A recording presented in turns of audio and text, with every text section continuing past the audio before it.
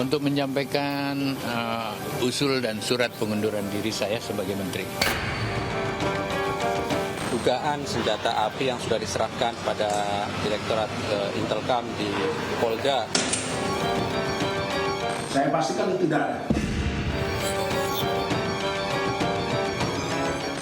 Ada proses hukum yang saya hadapi dan saya harus siap menghadapi secara serius walaupun saya berharap jangan ada stigma.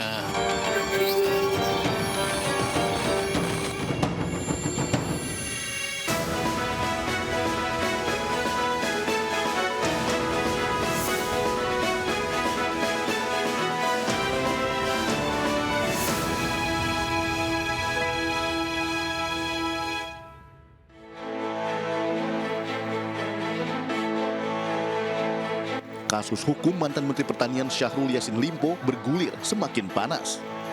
Rumah dinas Syahrul Yassin Limpo di Widya Chandra 4, Kebayoran Baru, Jakarta Selatan digeledah KPK pada 28 September 2023. Saat penggeledahan oleh KPK, Syahrul Yassin Limpo sedang asyik berkebun di perkebunan Greenhouse Almeria, Spanyol.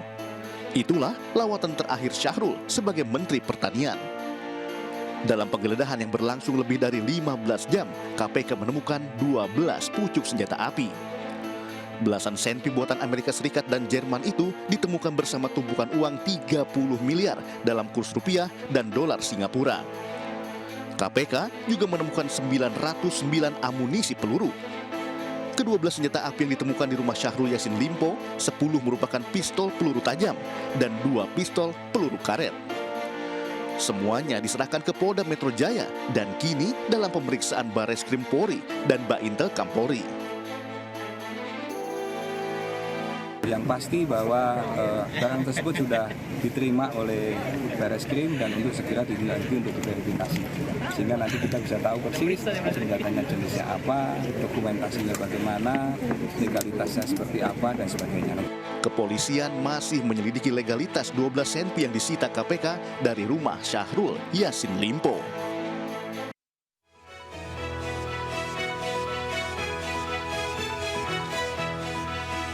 Selamat malam pemirsa. Satu lagi menteri tersandung korupsi, Syahrul Yassin Limpo atau sering sebut dengan SYL. Nama dan wajahnya memenuhi laman berita utama sejumlah atau banyak media. Bagaimana tidak? 5 bulan berselang dari penetapan tersangka Joni Plate, Syahrul Yassin Limpo menyusul rekan sekabinet dan separtainya itu terjerat korupsi. Syahrul dikabarkan menjadi tersangka oleh KPK 26 September lalu. Tapi hingga hari ini dirinya masih belum berompi oranye yang tertanda adalah tersangka KPK atau tahanan KPK. Dari hasil penggeledahan rumah dinas Syahrul beberapa waktu lalu di Kompleks Widya Chandra atau Kompleks Menteri Kebayoran Baru Jakarta, barang sitaan KPK membuat publik geleng-geleng kepala. Bukan hanya tumpukan uang rupiah pemirsa dan mata uang asing yang jumlahnya puluhan miliar, tapi juga ada 12 pucuk senjata api berbagai merek lengkap dengan amunisi peluru yang jumlahnya hampir 1000 buah. Hingga saat ini belum ada kejelasan legalitas belasan senjata api Syahrul Yassin Limpo. Saya Aiman Wicaksono, Anda menyaksikan The Prime Show with Aiman. Pemirsa, kasus Syahrul Yassin Limpo ada hal yang banyak belum diungkap. Ada 3 klaster dari kasus Yassin Limpo. Yang pertama adalah kasus jeratan korupsinya. Kemudian adalah kasus senjata api. Dan yang ketiga adalah kasus terkait dengan isu pemerasan pimpinan KPK. Saya ingin mulai dengan jeratan korupsi, pemirsa. Di jeratan korupsi ada sejumlah uang yang disita. Di antaranya adalah uang 30 miliar. Dan informasi yang saya dapatkan terbaru, yang kemudian juga tulis di majalah Tempo, adalah cek 2 triliun rupiah yang kemudian ditemukan saat penggeledahan oleh Komisi Pemberantasan Korupsi di salah satu kediaman Syahrul Yassin Limpo. Ini tentu menjadi pertanyaan, cek 2 triliun rupiah. Ada apa dengan cek tersebut? Dari mana? Untuk apa? Saya akan gali lebih dalam soal ini. Termasuk juga uang 30 miliar rupiah. Yang tak kalah menarik, pemirsa, adalah 12 senjata api yang juga ditemukan saat penggeledahan KPK di salah satu tempat milik Yassin Limpo. Dari 12 senjata api ini, 10 merupakan senjata api berpeluru tajam dan 2 merupakan senjata api berpeluru karet. Amunisi alias peluru yang juga ditemukan di penggeledahan di rumah Yassin Limpo juga fantastis. Hampir 1.000 peluru, 872 peluru tajam, dan 37 peluru karet. Ini tentu menjadi pertanyaan. 12 senjata api dengan hampir 1.000 peluru atau amunisinya. Untuk apa digunakan? Kenapa sebanyak itu? Apa yang terjadi sesungguhnya, pemirsa? Saya akan kupas di The Prime Show with Aiman, eksklusif.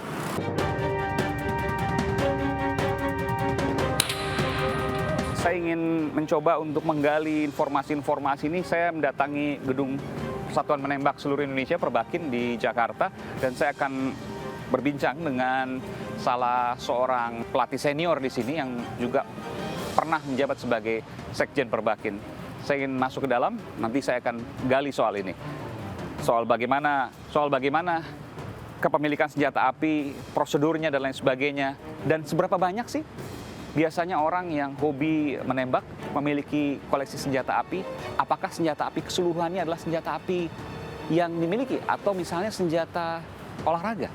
Ini tentu menjadi pertanyaan karena berbeda antara senjata api dengan senjata untuk menembak atau olahraga ini.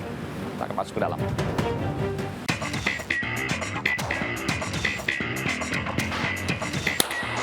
Dan pemirsa, saya sudah berada di lapangan tembak Perbakin di Jakarta. Saya akan temui seorang atlet, seorang petembak juga, dan ia sekaligus Sekjen Perbakin 2010-2014. Brigjen Polisi Purnawirawan Edi Susilo. Ini kebetulan sedang ada rame-rame di sini. Pak Tanto, apa kabar? Jenderal Polisi Purnawirawan Sutanto. Sedang latihan menembak juga, Pak? Ya, sama teman-teman latihan supaya selain latihan bisa nggak berkumpul gitu. Berkumpul, oke. Ya. Ada Pak Edi Susilo. Ya. Bang Sulpan. Ya. Salam, Bang. Saya ke Pak Edi Susilo ya. Izin Oh, Pak, ya. kita wawancara di luar supaya nggak terlalu berisik di sini, Pak. Oh ya ya, siap. Izin Pak Tanto. Ya, ini pelatih saya. Oke. Pak Tanto ini nembaknya masih luar biasa. Masih keren, masih. Oke. Nanti boleh lihat, Pak. Rutin, Pak, di sini, Pak. Rutin. Hari Rabu gitu ya. Tiap Rabu seminggu sekali. Luar biasa, seorang jenderal, purnawirawan, ya. Masih rajin, seminggu sekali pasti latihan menembak. Hobi, Pak, nggak bisa lepas ya. Nggak bisa lepas. Nggak bisa Kalau saya tanya, lepas. Pak, di rumah punya senjata api berapa, Pak? Saya ya cuma 4 biji aja lah. 4 biji. Oh, nggak 12 ya, Pak?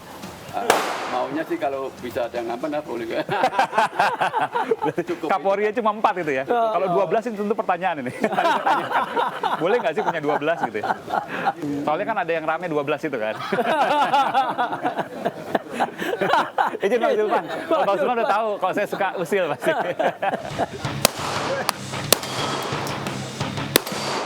Dan saudara, saya berada di lapangan tembak. Ini lapangan tembak, Pak ya? Ya. Tapi Ini kebetulan tidak ada. lapangan tembak Hah? 50 meter namanya. 50 meter. Ini khusus untuk metal siluet. Coba lihat Oke. itu sasarannya ayam, babi, kalkun, kambing. Oke. Nah, itu. Nah, kalau yang sebelah sana 50 meter untuk itu. Ya. Small bore kaliber Ya. 22. Ini untuk atlet semua intinya. Betul. Tapi sekarang yang paling penting tidak sedang digunakan. Kita bahaya kalau masih ada yang menggunakan di Oh sini. iya, nggak boleh. Nggak boleh di sini. Oke, saya ingin tanya Pak, ini atlet-atlet mereka bawa senjata api nggak ke rumahnya? Oh tidak. Nggak boleh? Nggak boleh. Nggak boleh. Jadi kalau seandainya atlet itu, dia nyimpannya di sini? Sini. Nanti kita lihat Pak, saya mau lihat nanti boleh? Ya, itu Oke. di ada tempat penyimpanan Khusus. Pemda. Pemda DKI. Ya, Terus ada yang kalau tembak reaksi di belakang. oke. Kalau seandainya warga sipil Ya, mau memiliki senjata api, boleh nggak? boleh saja. Boleh. Sepanjang memenuhi syarat dan ketentuan yang sudah dikeluarkan oleh Polri. Oke. Ada perpolnya. Ya. Peraturan Kepolisian Negara Republik Indonesia nomor 1 tahun 2022. Kaitannya dengan perizinan, kemudian pengawasan dan pengendalian senjata api Polri, Ya. kemudian yang non-organik TNI Polri, termasuk juga peralatan keamanan. Satu orang yang punya senjata api, Bapak misalnya nih, Brigjen Pol Purnawirawan, Pak Edi Susilo, Ya, punya senjata api berapa banyak di rumah? senjata api saya tidak di rumah. Bahkan nggak ada di rumah. Iya, kalau olahraga ya harus dititip taruh sini. Tadi Pak Tanto misalnya punya 4 gitu kan. Boleh, nggak Boleh, apa-apa. asal ada izin dan lain sebagainya. Ya diperpanjang. maaf ya, beliau kan mantan Kapolri. Oke. Ya. Nggak mungkin dong menyalahgunakan. Mantan Kapolri 4. Ya. Kalau ada nggak anggota Bapak punya di atas 4, 10 misalnya senjata api di rumah? Waduh, kecil kemungkinannya Kecil, nggak ada. kenapa? Kenapa? Nggak.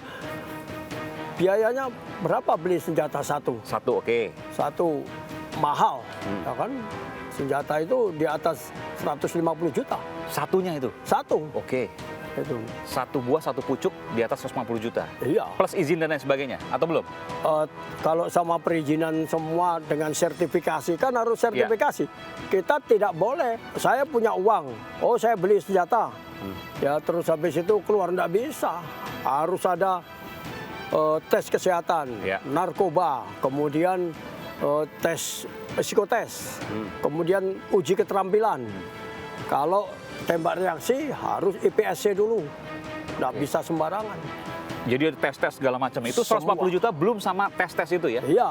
Jadi kalau sama tes-tes itu mungkin ya sekitar 200-an. Satu pucuk senjata api. Senjata api. Luar biasa. Karena harus, yang paling penting adalah uji keterampilan. 200 juta rupiah untuk satu pucuk senjata api. Ya. Dan itu diperpanjang setiap tahun. 1 tahun. Jadi anggota Bapak yang Bapak pernah dengar, nggak pernah tuh ada yang punya katakanlah 10 gitu, nggak pernah? Waduh, jangankan 10. Maaf, anggota satu aja belum tentu punya, kecuali dia punya. Orang Perbakin satu aja nggak ada di rumah, bisa jadi? Ya, karena dia kalau misalnya mau latihan, datang aja di sini, ngapain bawa-bawa. Coba kita ke sana Pak, boleh saya lihat gudangnya Pak? Ayo. Pemirsa, senjata api disimpan di tempat khusus yang tidak bisa dimasuki sembarang orang. Di Perbakin, Persatuan Menembak Seluruh Indonesia, saya melihat ruang penyimpanan senjata. Dan biasanya berapa pucuk senjata sih yang dimiliki oleh seorang yang hobi menembak? Kembali sesaat lagi, tetaplah di Prime Show with Taiman.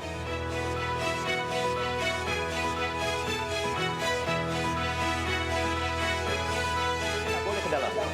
Saya tidak boleh masuk, karena dia yang tahu semua. Iya. Bahkan petugas kuncinya aja banyak ini. Memang digembok pemirsa. Udah lihat ini ya. Satu ada beberapa, ada banyak juga di sebelah sini ya. Ini pintu. Dan ini pintu semua, dalamnya senjata.